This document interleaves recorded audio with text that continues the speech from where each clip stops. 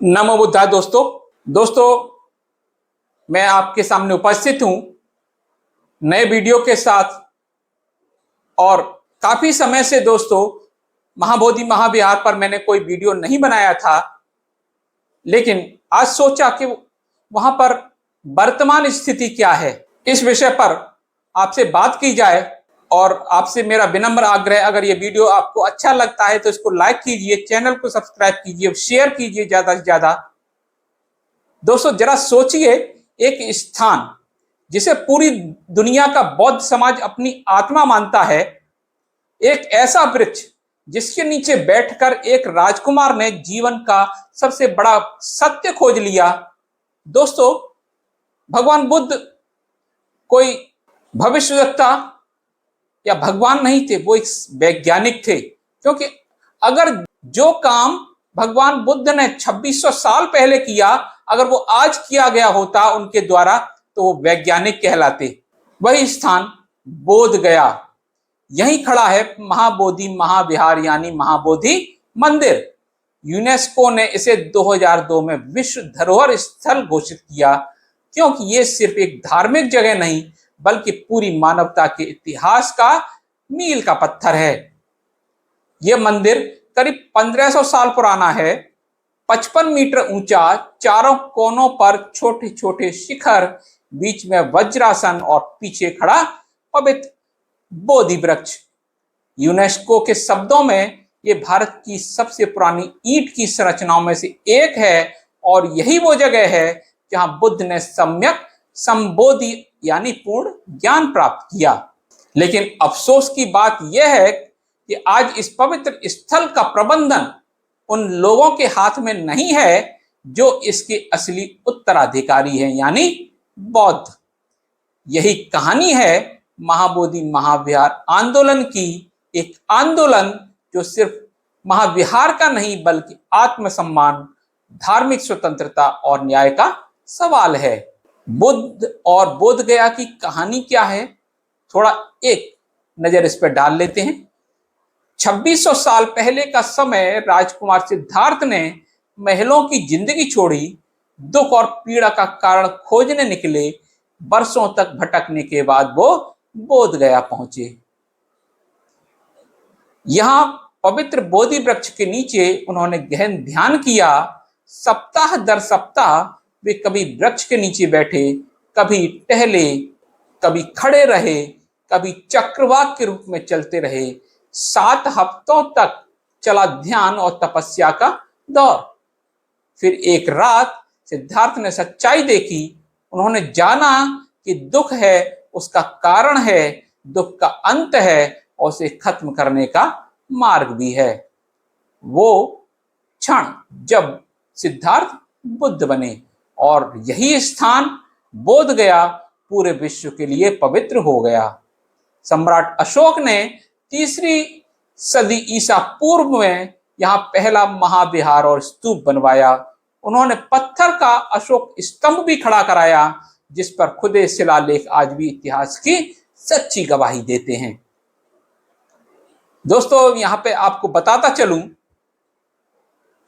जो महाबोधि महाविहार पर कब्जा जमाए बैठे हैं, उनको अंग्रेजों के आने से पहले पता भी नहीं था कि सम्राट अशोक नाम का कोई व्यक्ति, कोई राजा भारत में हुआ है, या महाबोधि महाविहार कहाँ है, कहाँ था। उनको इसके बारे में कोई जानकारी नहीं। भला हो अंग्रेज अधिकारी अलेक्जेंडर कनिंघम का, जिसने खोज करके भारत को, भारत का इतिहास बता दिया और बता दिया कि भारत बुद्धमय था। गुप्त काल में मंदिर का पुनर्निर्माण हुआ। आज जो महाबोधि महाविहार हम देखते हैं, उसकी नींव गुप्त काल की ही देन है। दोस्तों सोचो कि बुद्ध विहार बनवाया गुप्त काल में, जो आज हम देखते हैं, और आज के लोग कहते हैं कि गुप्त राजा जो हैं वो हिंदू राजा थे। कितनी हास्यास्पद तरीके से इतिहास लिखा है। क्या इतिहास लिखने वालों ने कभी सोचा था कि असली इतिहास भारत के लोगों के सामने आ जाएगा? और तब वो क्या मुंह दिखाएंगे। लेकिन वो बड़े बेशर्म थे जो इस तरह की बातें लिख करके चले गए। और भारत का असली इतिहास जानना है तो तिब्बत जाइए। तिब्बत की पांडुलिपियां आज भी सुरक्षित हैं, आज भी रखी हैं। जो भारत से पढ़ करके जो स्कॉलर्स गए थे वो चीन में जाकर के उनने अपनी यात्रा वृतांत लिखे, इसलिए वो सुरक्षित हैं। और आज हमें भारत का असली इतिहास जानने का अवसर प्राप्त हो रहा है। मंदिर की ईंटों पर बनी नक्काशियां, रेलिंग पर उकेरे गए चित्र, ये सब बुद्ध की जीवन की कहानियां सुनाते हैं। चीन से आए यात्रियों फाहियान वेइनसांग ने अपने ग्रंथों में इस मंदिर का विस्तार से वर्णन किया है। उन्होंने लिखा कि यहाँ पर भिक्षुओं की भीड़ रहती थी और दूर दूर से लोग दर्शन के लिए आते थे। यानी बोध गया सिर्फ भारत का नहीं बल्कि पूरी दुनिया का धरोहर बन चुका था। मंदिर पर कब्जा कैसे हुआ? समय बदला। 12वीं सदी के बाद भारत में बौद्ध धर्म कमजोर होने लगा। क्यों हुआ? जो ब्राह्मणवादी लोग थे वो जो बाहर से मुस्लिम शासक आए, मुगल आए, उनकी गोद में बैठ गए और उनसे कहा कि आप भी विदेशी हैं, हम भी विदेशी हैं, मिल करके काम करेंगे। केंद्र का शासन आप चलाइए और स्थानीय शासन हम चलाएंगे। और दोस्तों, मुगलों ने इनने जो वर्ण व्यवस्था बना रखी थी, इनने जाति व्यवस्था बना रखी थी, उसका विरोध नहीं किया, उसको ध्वस्त नहीं किया। इसीलिए मुगलों की गोद में बैठ करके अल्लाह उपनिषद लिख दिया और बता दिया कि अकबर पिछले जन्म का मुकुंद ब्राह्मण था, यानी वो ब्राह्मण भाई था। अंग्रेजों से इनकी नहीं बनी। क्यों? क्योंकि अंग्रेजों ने इनके अमानवीय कृत्यों पर रोक लगा दी, अमानवीय प्रथाओं पर रोक लगा दी और इनकी मनमानी नहीं चलने दी।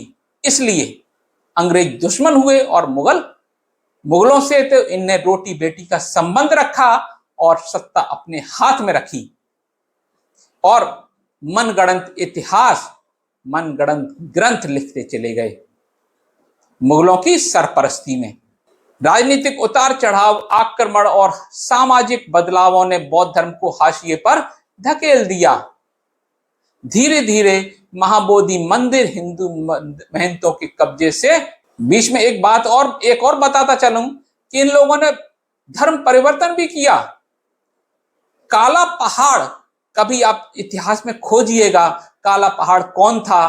काला पहाड़ एक अत्यंत ही क्रूर ब्राह्मण था जो मुस्लिम बन गया था और उसने बौद्धों के महाविहारों में आग लगा दी, उनको ढा दिया। उसको मूर्ति भंजक का नाम भी दिया जाता है। काला पहाड़ को मूर्ति किसकी देन थी? कुषाणों की देन थी। उसमें मूर्तियां किसकी थी? बुद्ध की मूर्तियां थी और बोधिसत्वों की मूर्तियां थी। उनको तहस नहस करके फेंक दिया। ये किया इनने। बौद्ध श्रद्धालु अपने ही पवित्र स्थल पर स्वतंत्र रूप से पूजा नहीं कर पाते थे। 19वीं सदी में एक नया अध्याय शुरू हुआ। श्रीलंका के बौद्ध कार्यकर्ता अनागरिक धम्मपाल भारत आए। थोड़ी सी परिचय अनागरिक धम्मपाल का भी दे दूं। अनागरिक धर्मपाल के पेरेंट्स जो हैं वो क्रिश्चियन थे, ईसाई धर्म का पालन करते थे। लेकिन अनागरिक धर्मपाल जब भारत में आए तो वो यहाँ के होकर रह गए और सबसे बड़े भिक्षु बने, जिनने बुद्धिस्ट सोसाइटी ऑफ इंडिया की स्थापना की और अपना पूरा जीवन महाबोधि महाविहार को स्वतंत्र कराने में लगा दिया। हालांकि वो अपने जीवन में ऐसा नहीं करवा पाए। उन्होंने 1891 में महाबोधि सोसाइटी बनाई। उनका सपना था महाबोधि मंदिर बौद्धों को वापस मिले। धर्मपाल ने आंदोलन किया, ब्रिटिश सरकार तक गए, महंतों से लड़े, लेकिन अंग्रेज सरकार और स्थानीय ताकतों ने पूरा अधिकार बौद्धों को नहीं दिया, यानी संघर्ष जारी रहा। आजादी के बाद 1947 में देश आजाद हुआ, बौद्ध समाज को लगा अब न्याय मिलेगा, लेकिन 1949 में बिहार सरकार ने बोध गया मंदिर अधिनियम बनाया। इस कानून के तहत मंदिर की देखरेख 9 सदस्यीय समिति को सौंप दी गई, 4 हिंदू, 4 बौद्ध और अध्यक्ष गया का जिलाधिकारी। जिलाधिकारी हमेशा या अधिकांश हिंदू ही होता है, यानी बराबरी दिखाने की कोशिश, लेकिन असल में ताकत बौद्धों के पास नहीं थी। बौद्ध समाज ने सवाल उठाए, जब हिंदू मंदिर हिंदुओं के पास हैं, मस्जिद मुसलमानों के पास हैं, चर्च ईसाइयों के पास हैं, गुरुद्वारा सिखों के पास है, तो महाबोधि मंदिर बौद्धों के पास क्यों नहीं है? यही असली विवाद की जड़ है। बाबा साहब भीमराव अंबेडकर और बौद्ध दृष्टिकोण क्या था? डॉक्टर अंबेडकर ने कहा, मैं उस धर्म को मानूंगा जो स्वतंत्रता और समानता बंधुत्व देता है। 1956 में उन्होंने नागपुर में लाखों अनुयायियों के साथ बौद्ध धर्म अपनाया। उनकी नजर में महाबोधि मंदिर का मुद्दा बहुत बड़ा था। उन्होंने कहा था, यह शर्म की बात है, बुद्ध का सबसे पवित्र स्थल बौद्धों के हाथ में नहीं है। आज का आंदोलन उसी विचारधारा की अगली कड़ी है। यह आंदोलन एक सिर्फ मंदिर का नहीं, बल्कि आत्मसम्मान और अधिकार की लड़ाई है। इस समय वर्तमान आंदोलन कैसे चल रहा है, उस पर बात करेंगे। 12 फरवरी 2025 को भिक्षु और अनुयायी अनशन पर बैठ गए, 17 दिन तक भूखे प्यासे रहे। 28 फरवरी को पुलिस ने जबरदस्ती अनशन खत्म कराया, लेकिन आंदोलन थमा नहीं। महाराष्ट्र, लद्दाख, गुजरात, राजस्थान, हर जगह आवाज उठी, महाबोधि हमारा है। अप्रैल 2025 में सुलेखा कुंभारे ने सुप्रीम कोर्ट में याचिका डाली। उन्होंने कहा 1949 का कानून संविधान के खिलाफ है। अगस्त 2025 में सुप्रीम कोर्ट ने याचिका स्वीकार की, सरकार को नोटिस दिया।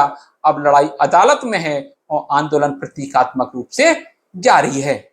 दोस्तों, महाबोधि महाविहार में जो समिति बनी, वो बताया जाता है वहां के लोगों के द्वारा कि वहां जो पैसा आता है उसको अन्यत्र खर्च कर देते हैं। वहां के लोगों पर, यहाँ के जो श्रद्धालु आते हैं उस पर उसका खर्चा नहीं करते, अपनी मनमानी से खर्च करते हैं। जब भारत आजाद हो गया था, भारत में संविधान लागू हो गया था, तो आजादी से पहले के जितने भी कानून थे वो अपने आप ही डिजॉल्व हो जाने चाहिए थे, समाप्त हो गए।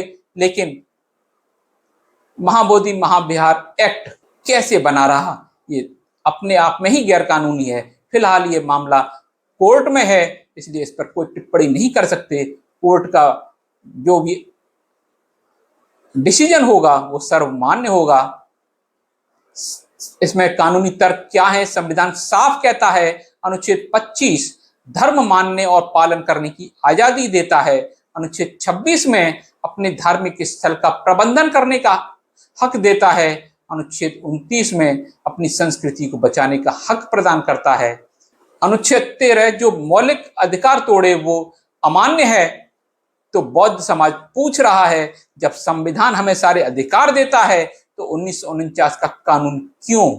जब ये आंदोलन वैश्विक स्तर पर जब इसकी जानकारी पहुंची लोगों को, तो उसमें अंतर्राष्ट्रीय दबाव भी बना। महाबोधि महाविहार यूनेस्को वर्ल्ड हेरिटेज साइट है। श्रीलंका, थाईलैंड, जापान, मंगोलिया जैसे देशों के बौद्ध संगठन भारत से सवाल कर रहे हैं, जब ये मंदिर पूरी दुनिया का सबसे बड़ा बौद्ध तीर्थ है तो उसका प्रबंधन बौद्धों को क्यों नहीं है? महाबोधि महाविहार केवल ईंट और पत्थर का ढांचा नहीं है, ये करोड़ों बौद्धों की आत्मा है, ये उनकी पहचान है, उनका इतिहास है, उनका भविष्य है। आज का आंदोलन कह रहा है कि हम अपने धर्म स्थल के मालिक बनकर रहेंगे। अंबेडकर का सपना समानता और आत्मसम्मान, यही संघर्ष उस सपने को पूरा करने की दिशा है। अब सवाल सिर्फ इतना है, क्या भारत बौद्धों को उनका सबसे पवित्र स्थल लौटाएगा या ये संघर्ष लंबा चलेगा? दोस्तों, ये था महाबोधि महाविहार मंदिर के बारे में मौजूदा जानकारी। अगर ये वीडियो आपको अच्छा लगा हो तो इसको शेयर कीजिए, लाइक कीजिए, सब्सक्राइब कीजिए। मिलता हूं अगले वीडियो में, तब तक के लिए नमो बुद्धाय।